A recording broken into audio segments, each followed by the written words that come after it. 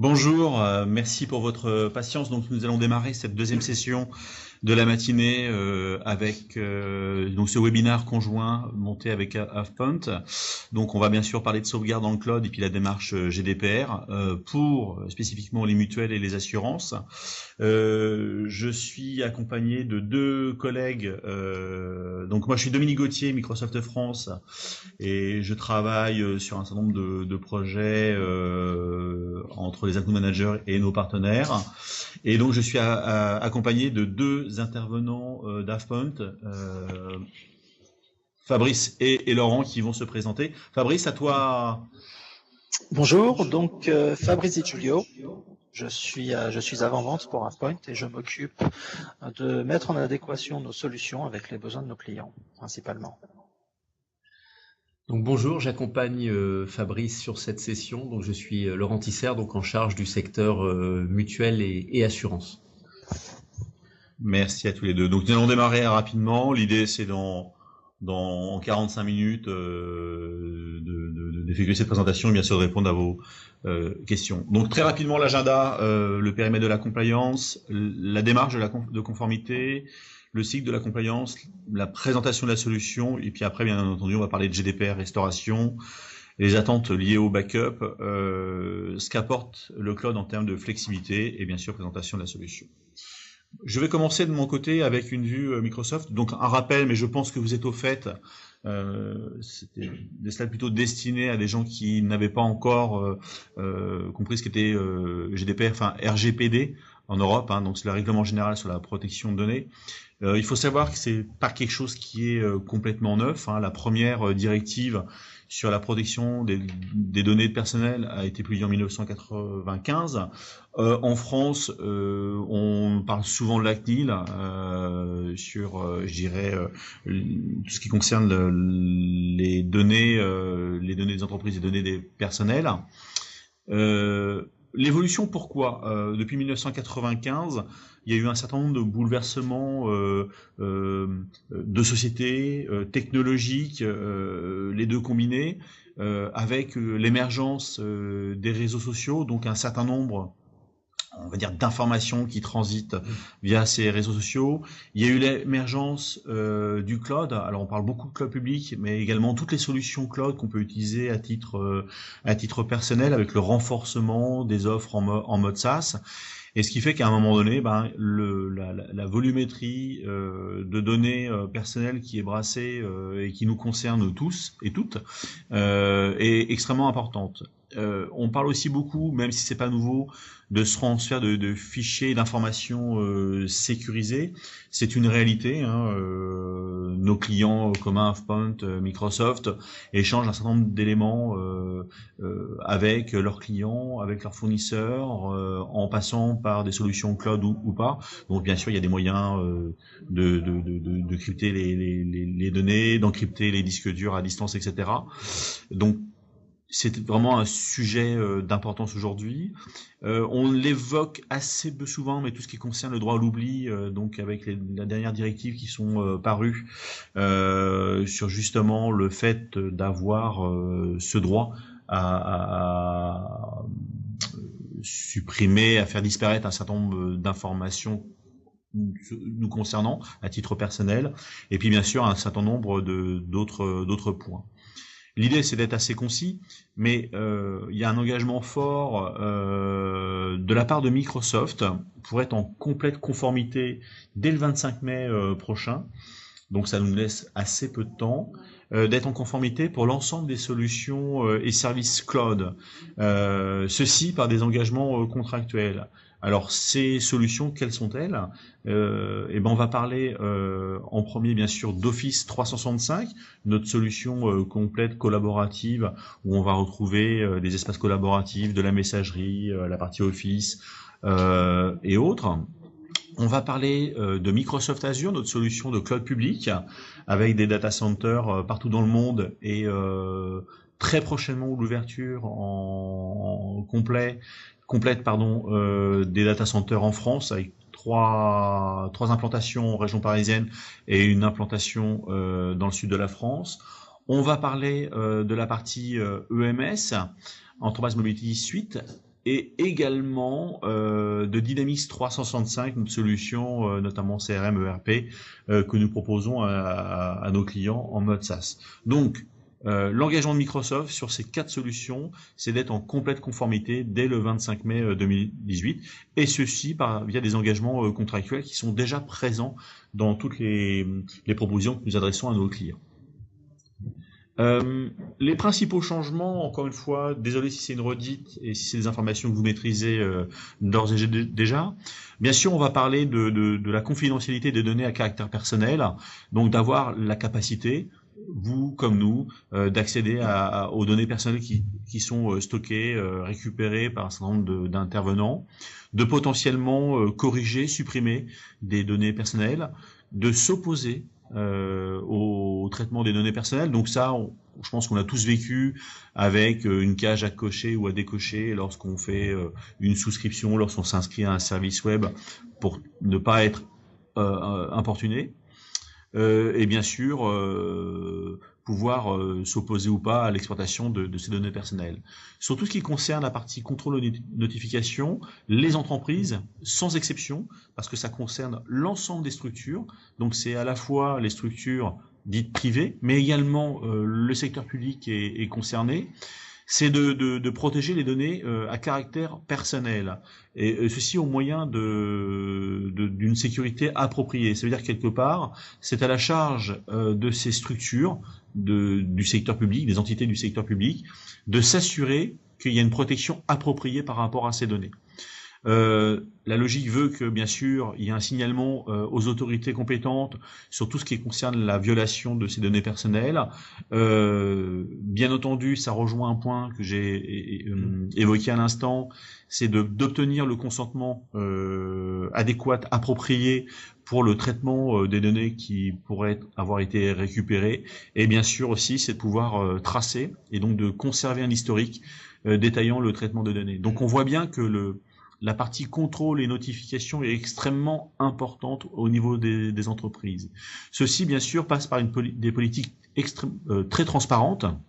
Donc, de manière très concrète, on va avoir un renforcement lors toutes les démarches qu'on va faire à titre, on va dire, personnel, professionnel, sur l'alerte explicite en cas de collecte de données. On doit recevoir une notification et une information sur tout ce qui concerne les objectifs et l'usage des traitements des données.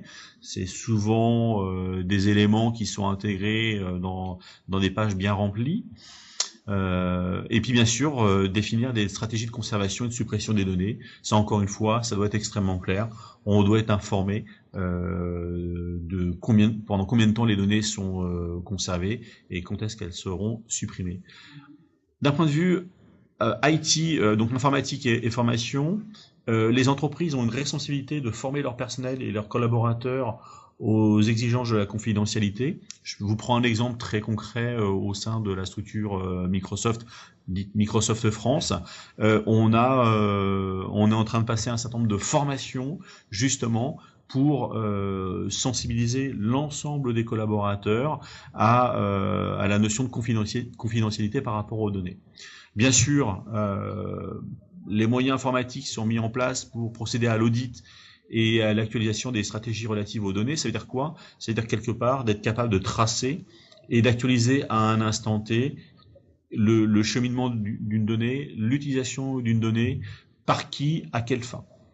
Il y a bien sûr, alors ça concerne les structures relativement importantes, d'avoir un responsable de la protection des données. On parle de plus en plus de DPO, Director of Privacy Officer, le cas échéant. Le cas ne s'applique pas pour les toutes petites structures. Il y a une approche un petit peu plus light. Et puis après, bien sûr, il faut avoir des contrats conformes avec ses fournisseurs, et on peut être soi-même fournisseur d'un de ses clients et donc avoir dans la partie contractuelle des paragraphes spécifiques par rapport à RGPD. De manière très concrète, là maintenant, qu'est-ce que ça concerne, quel est l'impact pour vos données? Bien sûr, il y a tout ce qui concerne la protection de la vie privée et la confidentialité des données clients, avec la partie RGPD. Donc, on est malgré tout sur un contrôle beaucoup plus strict des lieux de stockage et de l'utilisation de ces données personnelles. Donc ça tombe bien, Microsoft France, comme je vous le disais, dès fin mars, va avoir 4 data centers en France, ce qui va permettre à l'ensemble de nos clients français et européens d'avoir un lieu de stockage en France notamment, sachant qu'on a un certain nombre d'autres data centers en Europe, je le précise. C'est d'avoir et de mettre à disposition des outils plus efficaces en termes de gouvernance des données pour l'amélioration de la transparence, la tenue de registre et de rapport. C'est un point qui va être bien sûr détaillé par mes collègues d'AvePoint. Et enfin, d'avoir des stratégies ou du moins un renforcement des stratégies relatives aux données afin de donner un contrôle extrêmement précis concernant les données et de garantir que tous les traitements qui sont opérés sur ces données sont conformes à la législation qui va dire on démarre sur un espèce de T0 au 25 mai 2018, je schématise un peu, mais c'est amené aussi à évoluer. On voit par rapport à l'Union européenne, il y a un certain nombre également d'évolutions qui sont déjà prévues dans les prochains mois, prochaines années. Donc après cette rapide introduction, écoutez, je vais me permettre de passer la main à Fabrice et à Laurent pour la suite de la présentation. Merci. Merci beaucoup Dominique. Donc merci pour cette introduction effectivement qui nous donne une vision, je dirais, relativement exhaustive de la problématique réglementaire. Donc bienvenue à Monsieur Charrier qui nous rejoint à l'instant sur cette deuxième session. Alors, je vais volontairement faire une présentation qui va être un petit peu plus globale que technique, puisque compte tenu des personnes qui sont présentes, on a des gens qui sont des PO, d'autres qui peuvent être RSSI, d'autres qui ont des responsabilités qui peuvent être éventuellement mixtes. Donc on va faire une présentation qui est relativement globale et qui adresse l'ensemble des populations. Alors, souvent, quand on parle de GDPR, de RPGD, se pose la question, et quand on rencontre des clients, ils nous disent mais qu'est-ce qu'on doit faire finalement, quelles sont nos obligations, quelles sont nos contraintes, et donc on a effectivement beaucoup de questions qui nous sont soumises, et la première démarche en fait que l'on fait avec nos clients, c'est effectivement faire un petit peu un état des lieux de l'ensemble des risques qui peuvent être liés au système d'information, parce qu'effectivement la GDPR et la RPGD effectivement est un ensemble de bonnes pratiques, est un ensemble de mesures, de règles internes, de gouvernance, de conformité qui permettent effectivement d'adresser l'ensemble des risques. Je ne sais pas si ça a correctement basculé. Voilà. La démarche de conformité dans le cadre effectivement de la mission d'un DPO, donc Data Privacy or Protection Officer, effectivement. Donc c'est à la fois identifier l'ensemble du fonctionnement de IT de l'entreprise lié bien évidemment au métier, et ça c'est propre à chaque entreprise. Alors dans le secteur effectivement de la mutuelle, des mutuelles et des assurances, on touche énormément aux données des utilisateurs, certes internes, mais aussi bien évidemment des allocataires, des gens qui ont souscrit des contrats de prévoyance, d'assistance. Donc la manipulation en fait de données nominatives est effectivement prépondérante dans ces métiers, et c'est ce qui expose d'autant plus les mutuelles et les assurances à cette nouvelle réglementation. À la suite de l'identification, il faut bien évidemment identifier les risques qu'on peut effectivement encourir. Qu'est-ce qui se passe si demain effectivement des données de santé, parce que quand on parle de mutuelle, on est effectivement très proche de la santé des utilisateurs, donc on est sur un niveau de confidentialité très très élevé, très important, donc un risque relativement élevé. Cartographie également. il est bon d'avoir une vision relativement complète du périmètre et de l'ensemble de ces îlots de données et de ces flux et de ces process métiers. Et ensuite, effectivement, dans l'article 30, on voit qu'il est impératif de tenir à jour l'ensemble des process, des traitements que l'on fait de ces données. La démarche de conformité du RSSI, alors elle est complémentaire effectivement et elle est dans le prolongement des recommandations qu'auront fait le DPO. Alors, il est clair que dans vos entreprises respectives, le fonctionnement peut être un petit peu différent. Et il arrive dans certains cas que le DPO et le RSSI soient la même personne. Donc les choses ne sont pas figées. Mais effectivement, le rôle du RSSI, lui, c'est de mettre en œuvre en fait l'ensemble des recommandations et effectivement de travailler sur du testing au niveau de la conformité, travailler sur et la mise en place effectivement d'outils qui permettront d'identifier les brèches de sécurité, bien sûr mettre en place des mesures de réponse et d'action face à ces brèches de sécurité. Il ne s'agit pas évidemment de rester passif. Et enfin, et ça c'est encore également une obligation de la GDPR, c'est mettre en place un reporting. Et je fais juste un petit rappel. C'est vrai que la GDPR en fait est définit un ensemble de règles, des obligations de moyens. Maintenant, on sait tous effectivement que la sécurité informatique est une problématique globale. On sait tous que effectivement des groupes voulant obtenir des informations mettront en avant des moyens extrêmement importants pour arriver à détecter des failles. Donc les failles, il y en aura malheureusement. Donc une entreprise ne sera pas sanctionnée si elle est attaquée et si effectivement elle a des failles. En revanche, effectivement, si elle n'est pas capable de reporter et d'établir des tableaux de bord précis, là effectivement il y aura une infraction. Le cycle, effectivement, qui doit s'appliquer en entreprise, si on veut être effectivement, je dirais, relativement régulier, et c'est un cycle et c'est un cercle, pourrait-on dire également, assez vertueux, et qui est un cercle sans fin. C'est-à-dire qu'en permanence, effectivement, on doit pouvoir identifier à la fois de nouvelles menaces et puis de nouveaux comportements en entreprise, mettre en place effectivement des outils de détection. Ensuite, une fois qu'on a mis en place effectivement cette identification, cette détection, être dans l'action, donc protéger, agir, tracer, qui est effectivement le triptyque impératif, qui est le minima, et ensuite, qu'on vient de le dire, toute la partie reporting. Est-ce que Fabrice, tu veux peut-être sur ces trois premières étapes, en tout cas avant de présenter la solution, nous apporter peut-être un petit complément? Alors je ne sais pas si effectivement, on a comme tu dis un cercle vertueux qui va s'inscrire dans la durée, puisque on va avoir deux choses qui vont évoluer dans l'application d'une conformité, d'une mise en conformité à la GDPR. Ça va être l'évolution de la règle elle-même.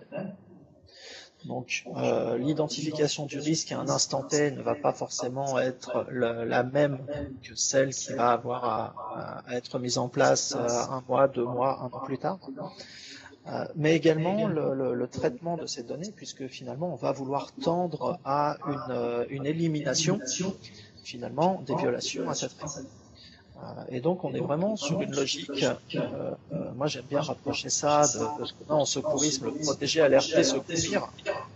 Donc l'idée c'est vraiment ça, c'est savoir identifier le risque avec une notion de détection qui va être constante sur différents périmètres, et puis par la suite définir comment on va pouvoir traiter ce risque, potentiellement de façon automatique, potentiellement de façon manuelle, puisqu'on verra qu'un risque finalement sur un périmètre donné n'est pas le même que sur un deuxième périmètre.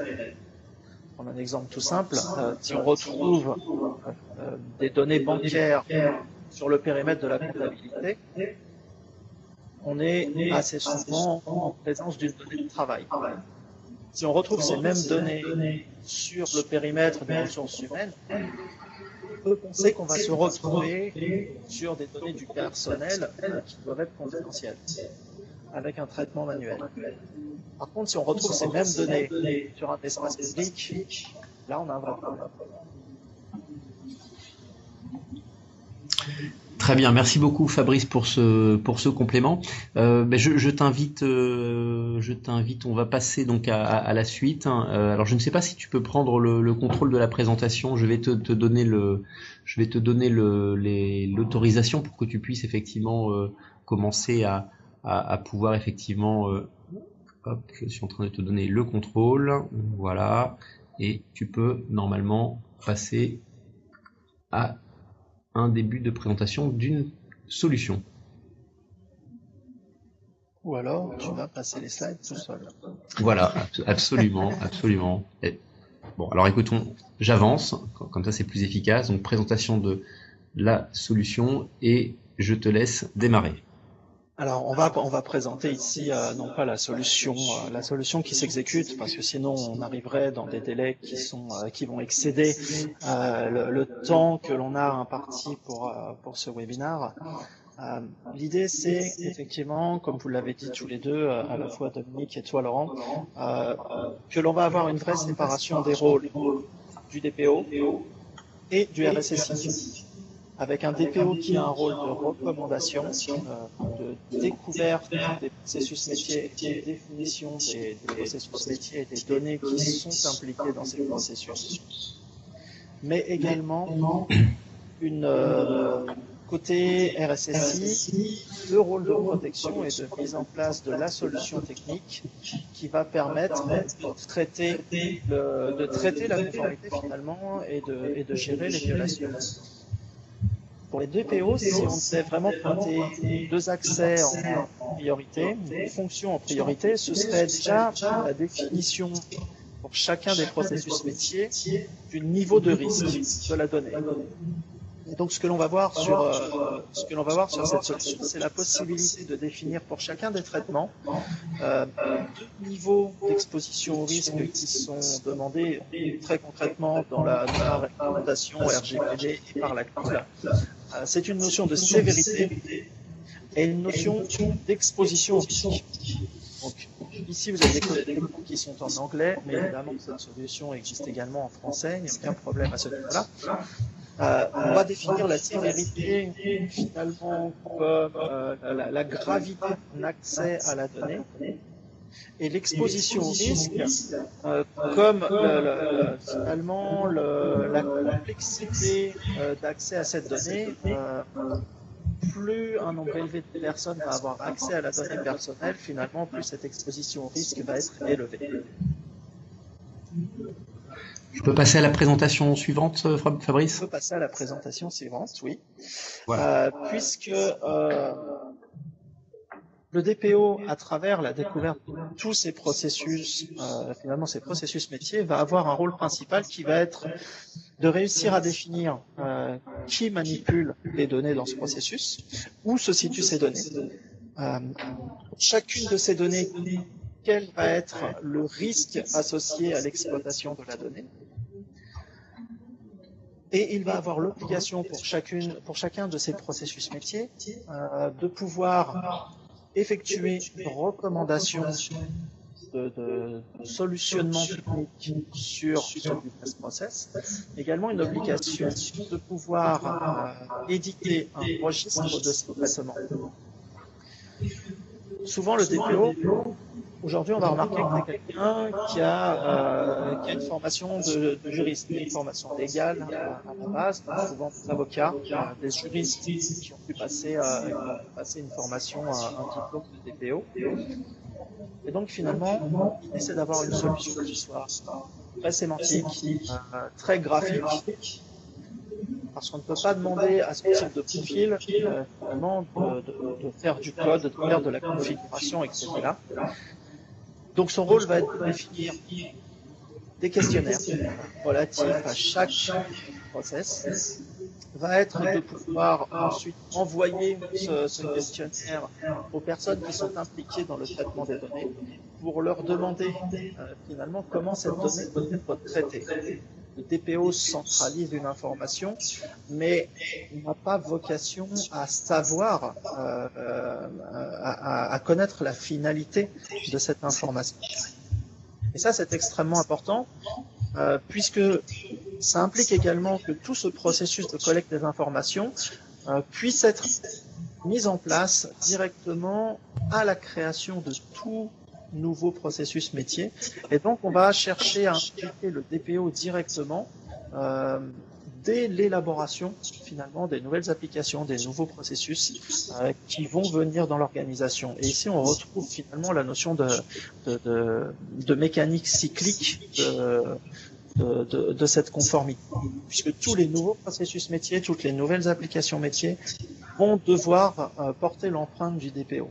Et ce DPO va pouvoir éditer une liste de data mapping, en gros, qui va être responsable des données, va pouvoir éditer graphiquement toute la carte de ce processus métier et va devoir, et là, c'est l'obligation légale pour le DPO, fournir un registre de tous ces traitements sur demande, avec les recommandations de traitement.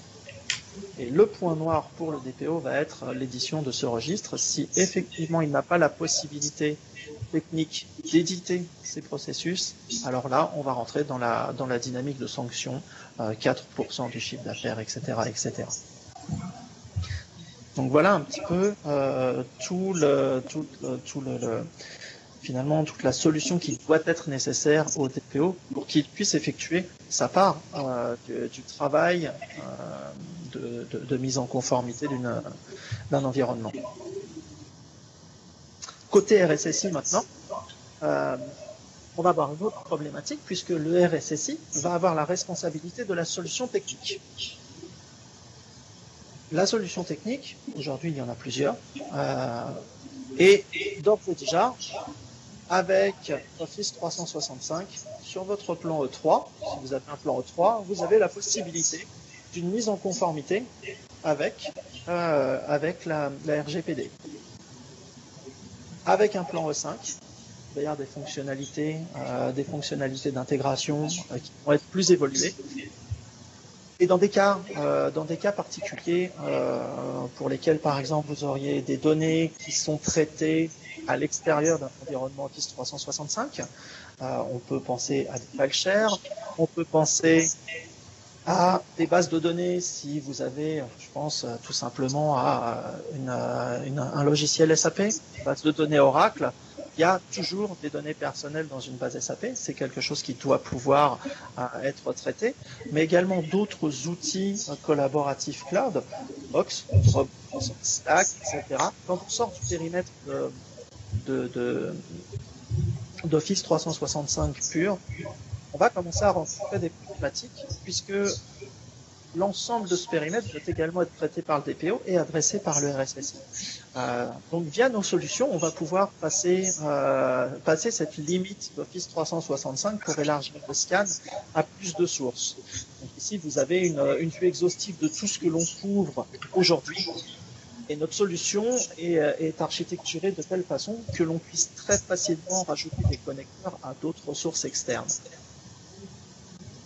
Une fois dans cette solution, ce qui va être très important, si tu peux juste basculer sur le slide suivant, Laurent,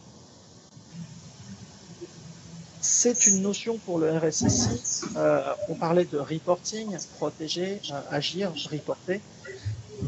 Au final, une violation de cette règle doit être considérée comme un incident pour le RSSI. Et deux raisons essentiellement à ce choix qui a été fait. La solution doit rester simple. Pour le RSSI, finalement, qui va chapeauter l'ensemble des choses, l'idée n'est pas de lui donner un outil, de lui mettre à disposition une solution pour qu'il résolve lui-même toutes les problématiques liées à des violations de cette règle RGPD.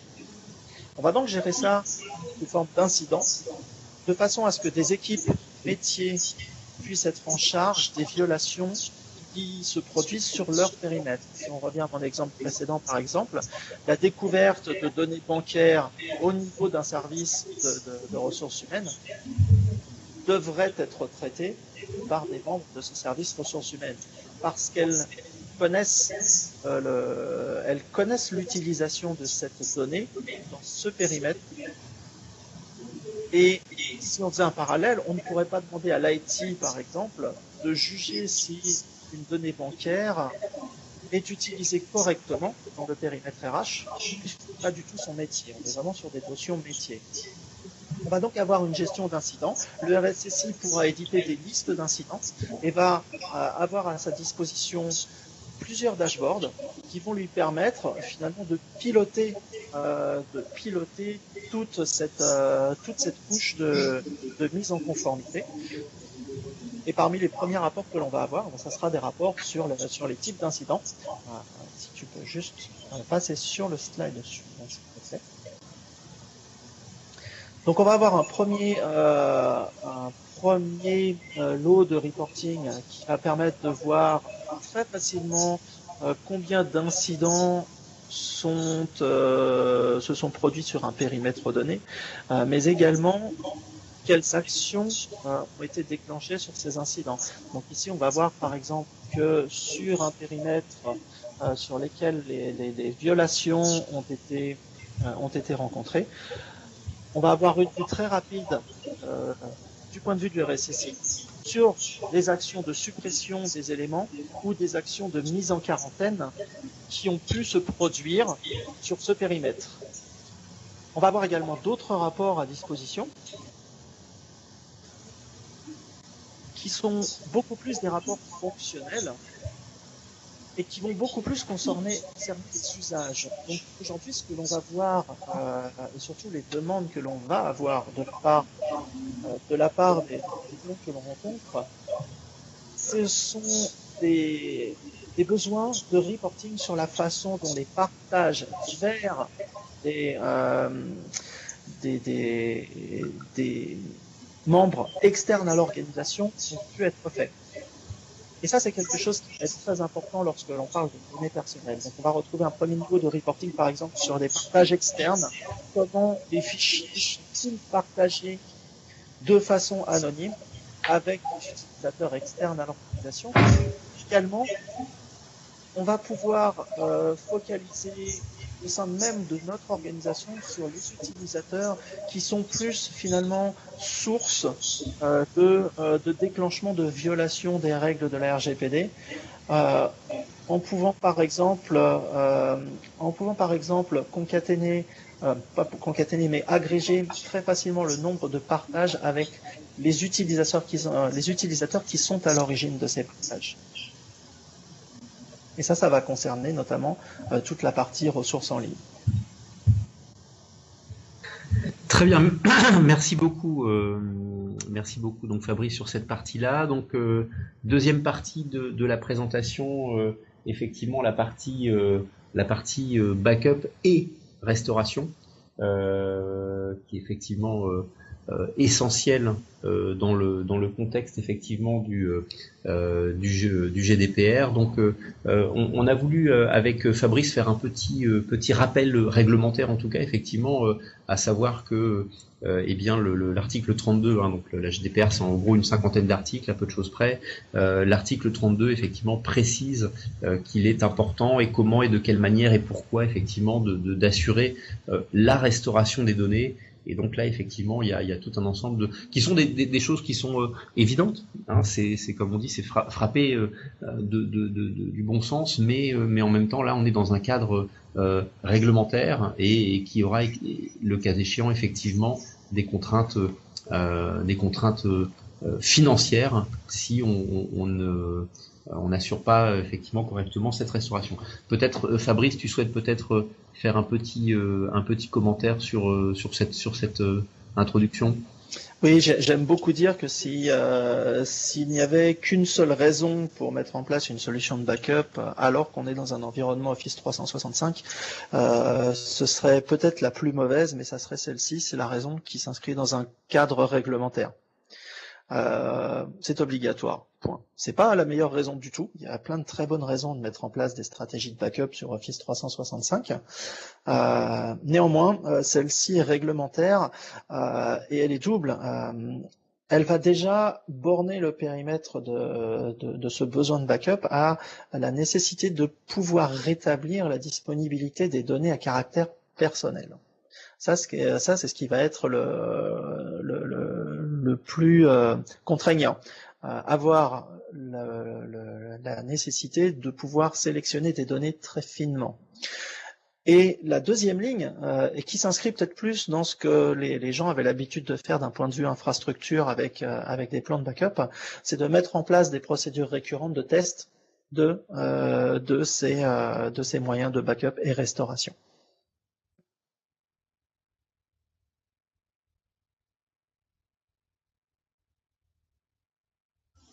Merci pour cette précision, Fabrice. Donc, donc comment on peut effectivement adresser et répondre à cette problématique? Ce qu'on constate, c'est que les attentes du backup et bien évidemment de la restauration sont des choses qui sont habituelles, à savoir la protection en complément effectivement de ce que proposait Microsoft dans le cloud, la granularité, une granularité de restauration la plus fine possible. Alors qu'est-ce que ça veut dire pour prendre un exemple très précis, voilà, c'est pouvoir restaurer un contenu très fin. Ça peut être un mail, ça peut être un document, ça peut être quelque chose de vraiment très très précis, très fin, sans avoir besoin effectivement de restaurer l'ensemble du contenu des utilisateurs. Donc ça, c'est quelque chose d'assez important. La protection évidemment, contre les actes malveillants, qu'ils soient internes ou externes. Et puis, d'une manière générale, effectivement, assurer la sécurité et la protection des données.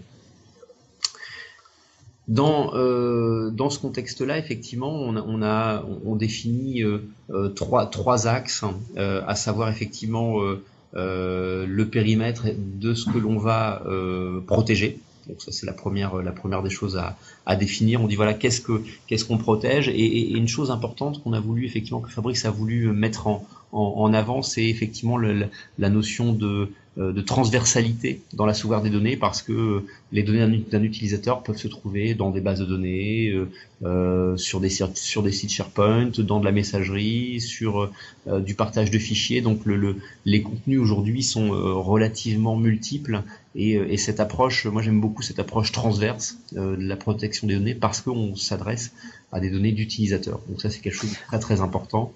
Mais au-delà de cela, la transversalité, finalement, c'est quelque chose qui va nous amener à un des besoins de backup que vous avez pu potentiellement voir sur le slide d'avant, c'est cette adaptation au métier. Lorsqu'on parle de silos applicatifs dans Office 365, traditionnellement, on parle de SharePoint Online, d'Exchange, de OneDrive.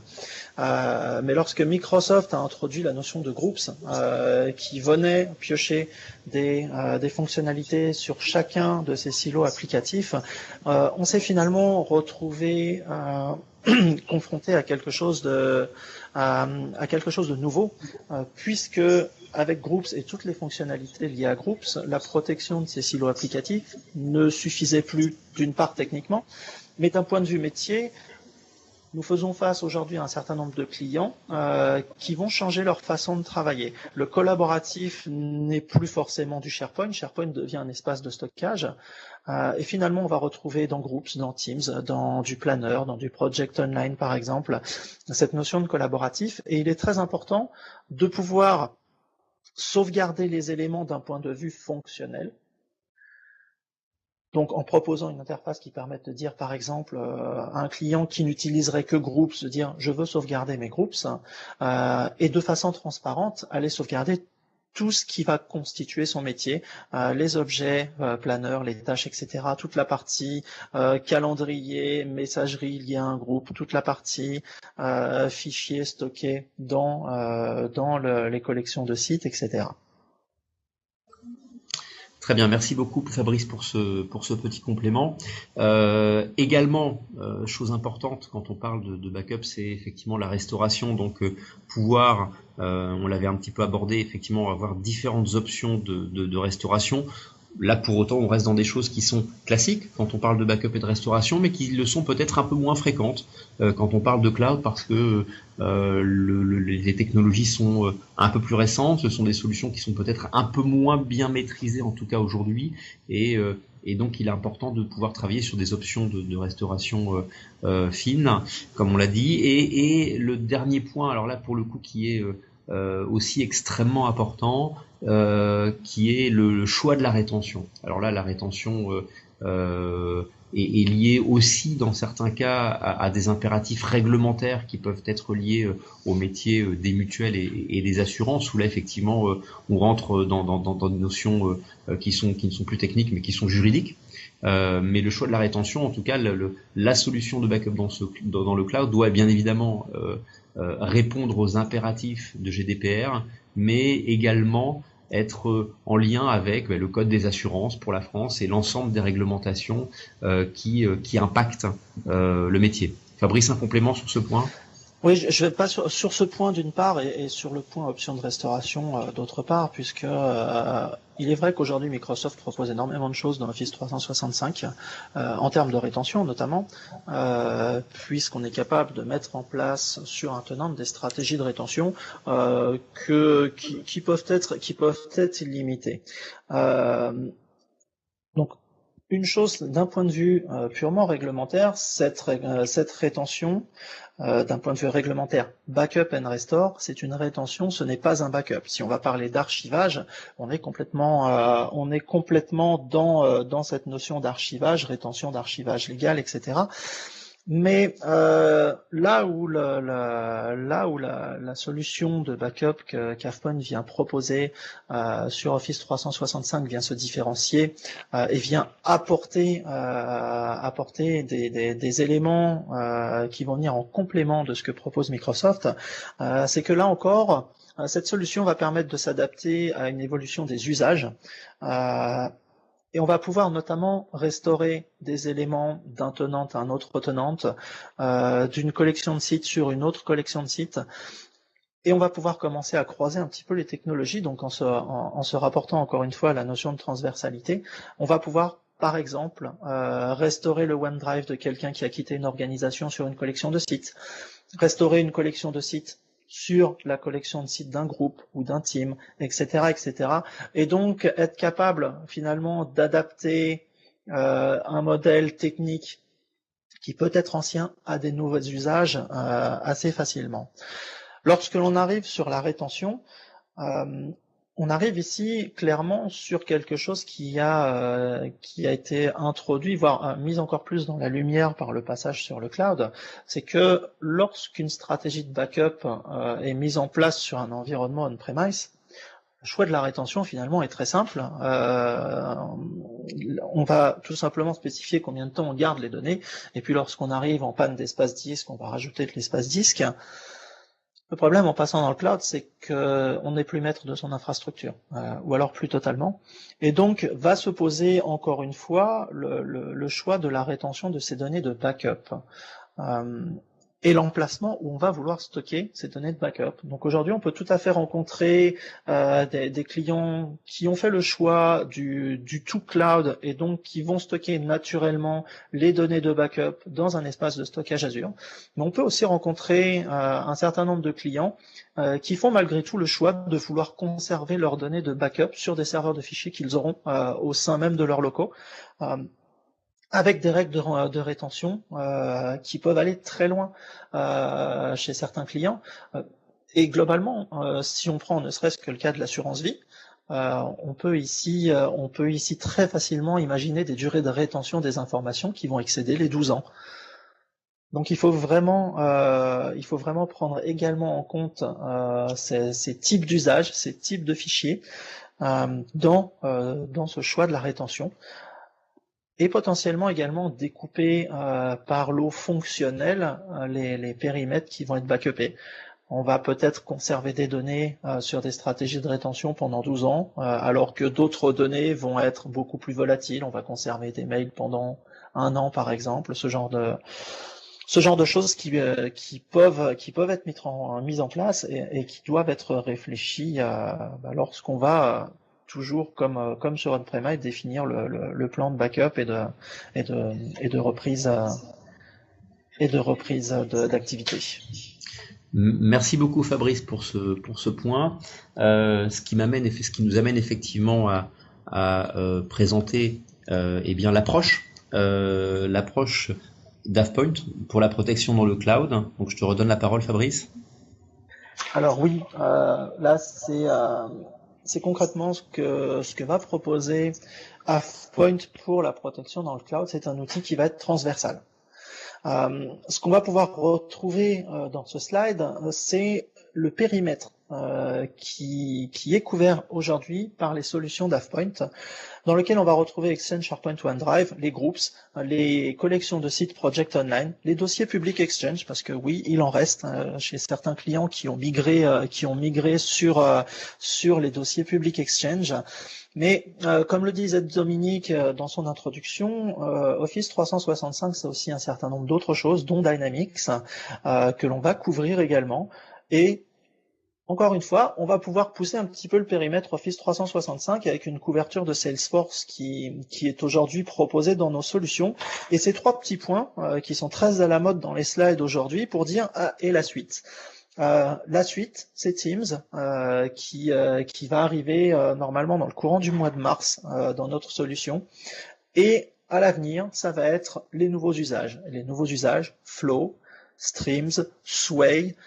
En fait, toute la consommation qui est faite des briques fonctionnelles d'Office 365 par les clients de Microsoft et par nos clients et qu'ils veulent pouvoir inclure dans leur stratégie de backup. Sur ce périmètre de backup, notre solution va se différencier par une mise en place extrêmement rapide, puisque il faut 15 minutes pour pouvoir paramétrer la solution AvePoint Cloud Backup sur votre tenante, la brancher sur votre tenante et avoir le premier déclenchement d'un backup complet. C'est des choses que j'ai réalisées assez régulièrement chez plusieurs clients, et quand je dis qu'il faut 15 minutes, c'est vraiment 15 minutes. Dès lors que l'on veut faire des choses qui soient très standards. Hors du très standard, après on peut arriver à des temps d'1 heure, ce qui reste encore néanmoins très très rapide. Dès lors que l'on veut pouvoir définir par exemple des périmètres fonctionnels que l'on veut sauvegarder. On peut légitimement, par exemple, poser la question de la sauvegarde d'Exchange. Néanmoins, moi j'ai beaucoup de clients aujourd'hui qui me disent je ne voudrais sauvegarder que les boîtes aux lettres de mes VIP. Donc définir ce groupe de VIP, par exemple, s'il n'existe pas, c'est quelque chose qui va prendre un petit peu de temps, mais on est dans des choses qui sont extrêmement simples. De la même façon, cette solution vient dans son mode de souscription avec un stockage Azure qui va vous permettre de déclencher ces sauvegardes. Si toutefois vous avez votre propre stockage Azure, le temps de paramétrer ce stockage pour que tout soit déclenché va rajouter quelques minutes de paramétrage. C'est pour ça qu'en général on parle d'une solution effective en 1 heure. Comment va fonctionner cette sauvegarde par la suite? La volonté d'AvePoint a été d'avoir quelque chose de très très simple pour les administrateurs en termes de sauvegarde, de déclenchement de la sauvegarde. Une fois que les périmètres à sauvegarder ont été définis, la solution va exécuter une sauvegarde complète de tous ces périmètres et ensuite va déclencher entre 1 et 4 incréments par jour que vous pouvez paramétrer pour pouvoir exécuter toutes ces sauvegardes incrémentales, et ça va s'arrêter là, c'est complètement transparent. Et de la même façon, pour la restauration, on va avoir quelque chose de très très simple dans lequel vous allez tout simplement naviguer dans les fichiers de sauvegarde et sélectionner les éléments à restaurer. Très bien, merci beaucoup, c'était vraiment très, très exhaustif. Donc il nous reste 10 petites minutes, un peu moins même. Donc on va présenter quelques quelques éléments de l'interface. Donc je te Voilà. redonne la main, Fabrice. On va passer très rapidement dessus puisque cette solution est très facile à mettre en place et donc du coup on se retrouve avec une interface qui est extrêmement facile à appréhender. Ici on retrouve tout simplement les différentes briques fonctionnelles qui sont disponibles aujourd'hui dans la solution. Briques à laquelle vont se rajouter Teams, donc comme je le disais très prochainement, Planner par la suite. Faut bien avoir conscience qu'aujourd'hui, ces éléments-là sont déjà protégés parce que l'on gère Groups et que Teams et Planner sont construits sur Groups. Néanmoins, on est dans une démarche, je le répète encore, de plus-value fonctionnelle. Donc, il est beaucoup plus simple d'un point de vue interface d'avoir un bouton pour dire je veux sauvegarder Teams lorsque j'ai des Teams plutôt que de sauvegarder des Groups où on va avoir quelque part tout simplement une dissonance en termes de mots. Et ce que l'on va retrouver au niveau de l'interface, c'est tout simplement un écran d'accueil de type tableau de bord dans lequel on va avoir une vue très simple de ce qui s'est bien passé, ce qui s'est moins bien passé, ce qui n'a pas été traité. Donc ici, on voit par exemple que la dernière sauvegarde incrémentale d'Exchange s'est parfaitement bien déroulée et que la prochaine sauvegarde sera exécutée dans un délai qui est précisé. De la même façon, pour ce qui s'est moins bien passé, ce que l'on va avoir au niveau du rapport sur SharePoint Online, sur le slide suivant, Laurent.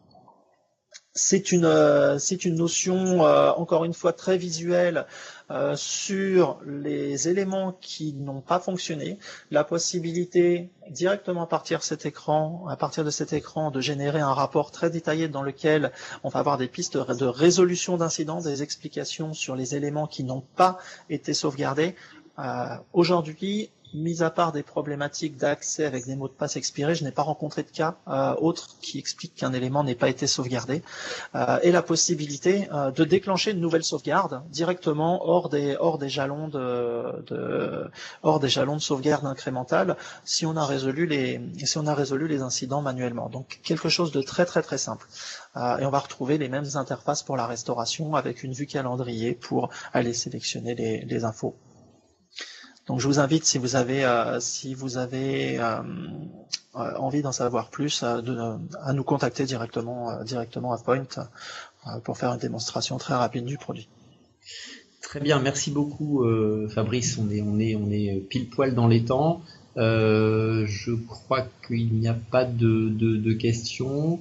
Donc ce qu'on fera, c'est qu'effectivement nous enverrons un mail de remerciement avec un lien téléchargeable pour la présentation aux personnes qui ont pu, malgré les intempéries, la complexité, le gel, le télétravail, etc. Enfin, en tout cas, été présents ce matin et on vous en remercie très chaleureusement. Dominique, si tu veux peut-être conclure également ce premier webinaire. Bah écoutez, je dirais sur cette deuxième session, on a eu un petit peu moins de monde, mais c'était un petit peu logique. Merci pour votre attention. Monsieur Charrière, si vous avez des questions, n'hésitez pas. On est à vos dispositions dans encore quelques instants, bien entendu. Sinon, bien sûr, nous enverrons un lien pour récupérer la présentation complète. Bon. Eh bien, écoutez, merci à vous. Très bonne journée. Merci à tous. Au revoir.